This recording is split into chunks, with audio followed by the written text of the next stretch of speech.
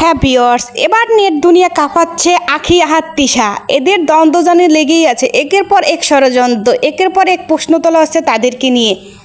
আখির বিরুদ্ধে মুখ খুললো আহাত। চলুন বিস্তারিত জানা যাক, পুরো ভিডিও স্কিপ না করে আমাদের সঙ্গে থাকুন। আহাত তার ভেরিফাই পেজ থেকে একটা পোস্ট শেয়ার করছেন, তাতেই আখি যেন চরমভাবে রেগে উঠল তার উপরে।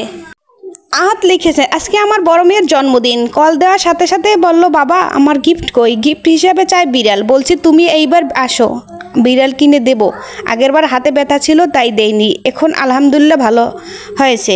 আমার সন্তান আমার কাছে থাকলে, আমার সন্তান দূরে থাকলেও আমার বাবারা কেঁদে ভালোবাসা দেখাতে পারে না। বাবারা হলো বট গাছ, কিন্তু কাউকে যদি এই বট গাছের নিচ থেকে নিয়ে যাওয়া হয় তাহলে গাছের কী দরকার, কিছুই করার থাকে না।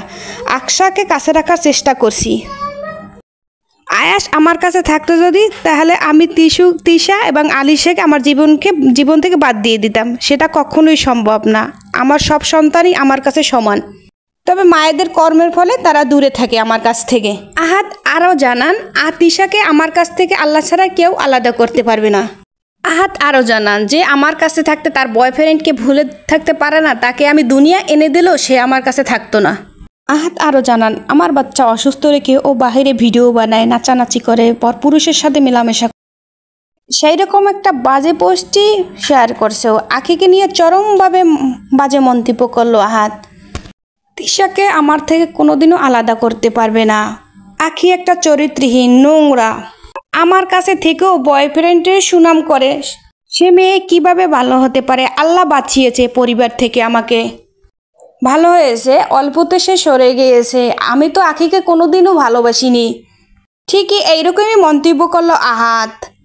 আহাত আরও জানালো, আমি আয়েশের সাথে কথা বলতে চাই, কিন্তু আয়েশের মা আমাকে ব্লক করে দিয়েছে, আমার সাথে কথা বলতে দিবে না।